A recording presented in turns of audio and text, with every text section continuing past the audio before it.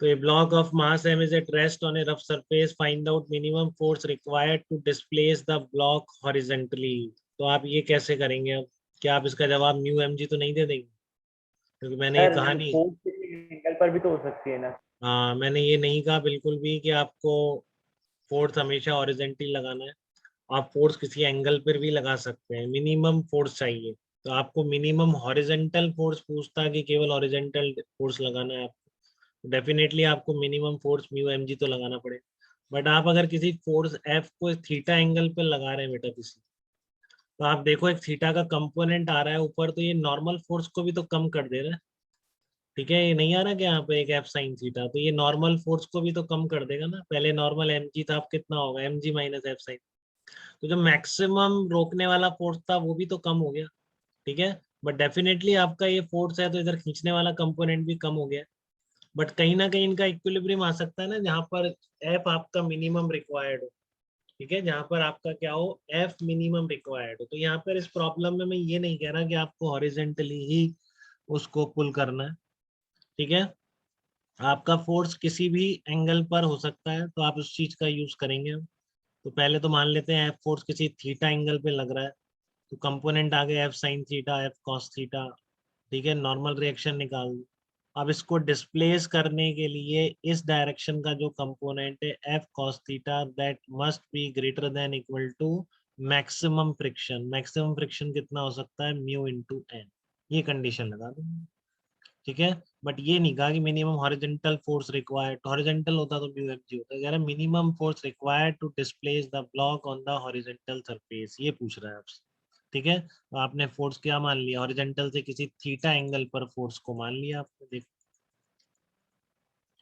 तो क्या होना चाहिए, F cos theta must be greater than equal to mu N. N लिखने के लिए आपने वर्टिकल डायरेक्शन में फोर्स बैलेंसिंग कर दी, तो यहाँ वैल्यू रिप्लेस कर दो।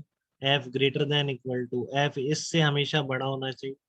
तो एफ की मिनिमम वैल्यू पॉसिबल क्या होगी, जो इसकी मिनिमम वैल्यू, कि एफ इससे बड़ा होना चाहिए ना हमेशा। तो एफ मिनिमम कितना पॉसिबल है, जितना मिनिमम ये पॉसिबल। ठीक है, इसकी मिनिमम वैल्यू कब होगी, ये तो कांस्टेंट है म्यू एम और जी, ये थोड़ी चेंज होगी फोर्स को या थीटा को चेंज करने से। म्यू एम जी फिक्स है, क्या चेंज हो सकता है, जस्ट आप थीटा चेंज कर सकते हैं।